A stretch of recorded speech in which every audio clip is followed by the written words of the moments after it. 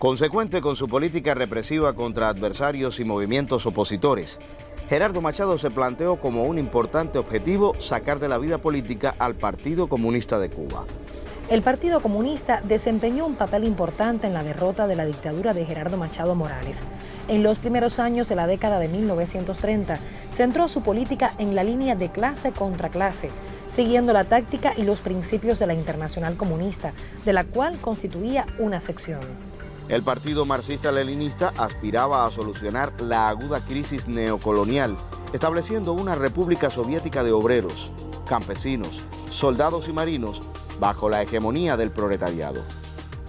En ese contexto, impulsó la lucha de masas, la propaganda, la constitución de sindicatos, las huelgas, así como la movilización continua de los obreros y otras actividades contra el régimen. La acción de mayor envergadura fue la organización y dirección, junto con la CENOC y otras organizaciones afines, de la huelga general del 20 de marzo de 1930. En 1932, concebido, organizado y dirigido por el partido, se creó el Sindicato Nacional de Obreros de la Industria Azucarera, que reafirmó el apoyo del proletariado azucarero a las reivindicaciones de los sectores más explotados del campesinado y su decisión de luchar contra la dictadura, derrotada finalmente tras la exitosa huelga del 12 de agosto de 1933.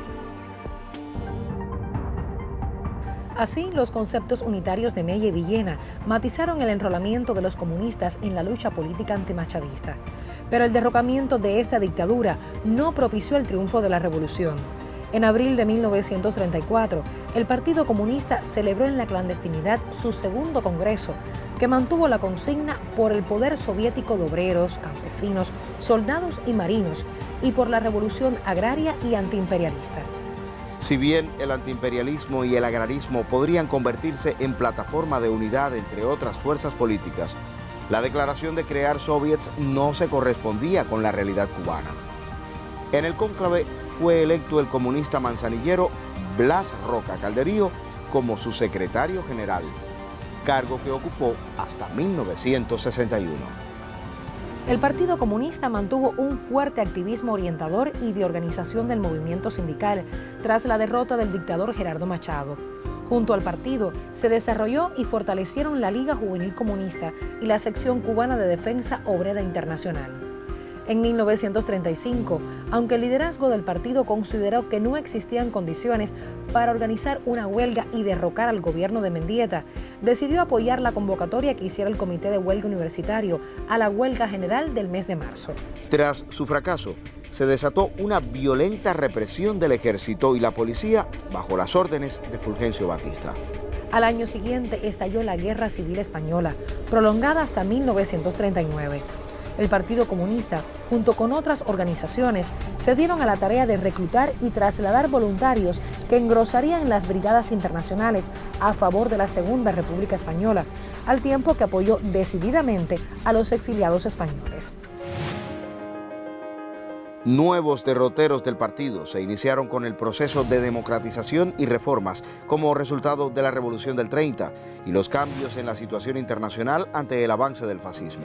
En 1938 se legaliza el partido y se funda el periódico Hoy y otros medios de difusión. Al año siguiente se crea la Central de Trabajadores de Cuba, a la vez que como resultado del proceso de integración del Partido Comunista con Unión Revolucionaria, queda constituido el Partido Unión Revolucionaria Comunista, que participa en la Asamblea Constituyente del 40. Con su integración a la coalición socialista democrática, amplió su base e influencia social. En esos años, se desplegó una fuerte actividad internacionalista y solidaria con México, España, la Unión Soviética y el resto de los frentes de guerra contra el fascismo, hasta su aplastamiento en 1945. En las condiciones de posguerra, ahora con el nombre de Partido Socialista Popular, a fin de adecuar la organización a la práctica y los conceptos organizativos demandados por la nueva etapa que se avecinaba, sin cambiar principios y objetivo estratégico, la nueva táctica estaba orientada a respaldar las exigencias que, emanadas de cualquier fracción o figura política, favorecieran a las masas y el avance de la democracia. a concertar alianzas con fuerzas cuyos programas reflejaran los intereses populares, sin comprometer su condición de partido de la clase obrera. Entre los elementos que contribuyeron al afianzamiento de la vía legal y pacífica para avanzar hacia la etapa democrático-burguesa de la revolución, se encontraba la transitoria influencia de la teoría oportunista de Earl Browder, presidente del Partido Comunista de Estados Unidos de 1932 a 1945, quien trató de conciliar al capitalismo y al socialismo en una teoría que se conoce como browderismo. Aunque en lo inmediato dicha táctica facilitó el logro de importantes conquistas, la idea de avanzar hacia el socialismo con la participación en los gobiernos burgueses para modificarlos desde adentro, mediante el respaldo de las masas, fue una apreciación falsa y coyuntural que la dirección partidista no tardó en rectificar. Cuando Ramón Grau San Martín, por el Partido Auténtico, asumió la presidencia de la República, el Partido Socialista Popular declaró que respaldaría todo aquello que contribuyera a la unidad nacional y al progreso del país, pero que su táctica estaría determinada por la actitud del presidente con respecto a la CTC y al movimiento sindical. Con el inicio de la Guerra Fría, las condiciones se modificaron. En ese contexto se producen el asalto por el gobierno a la CTC, la destitución de Lázaro Peña y el resto de los líderes obreros comunistas, así como encarcelamientos y asesinatos. En respuesta, el PSP abandonó el bloque parlamentario de apoyo al gobierno de Grau en la Cámara y el Senado y se declaró independiente. El partido regresaría a la lucha por el restablecimiento de la unidad mediante la creación de los comités de defensa de las demandas obreras y la democratización de la CTC, sobre la que se había impuesto el control de los auténticos con Eusebio Mujal. En 1948, el partido se insertó en la campaña electoral con candidaturas independientes a escala nacional y provincial, llevando para la presidencia y vicepresidencia de la República al binomio Juan Marinelo-Lázaro Peña. Las elecciones llevaron al poder a Carlos Prioso Carrás, también por el Partido Auténtico. Tras ese resultado, la táctica electoral del Partido Socialista Popular se centró en la reconstrucción de la unidad de los trabajadores y de todas las fuerzas progresistas en torno al Plan Cubano contra la Crisis, basado en el desarrollo de la producción nacional para el mercado interno y la adopción de una política cubana independiente del imperialismo para enfrentar la crisis económica y para dar respuesta a las demandas inmediatas y urgentes de las masas. También favoreció el desarrollo de la preparación ideológica y política de los trabajadores, al retomar la movilización popular como arma de lucha y desarraigar los métodos legalistas de los últimos años.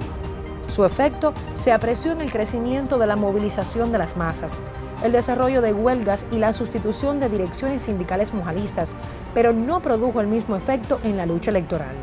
No obstante, se lograron espacios políticos en algunos municipios, tal es el caso de la alcaldía socialista en Yaguajay, como lo fue Manzanillo a inicios de los años 40.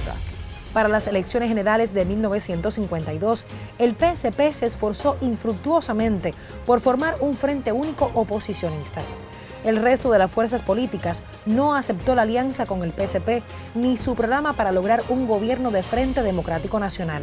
El partido llamó a votar por el candidato del Partido Ortodoxo como figura capaz de aunar a las fuerzas oposicionistas y derrotar al gobierno. Pero esta solución tampoco pudo alcanzarse.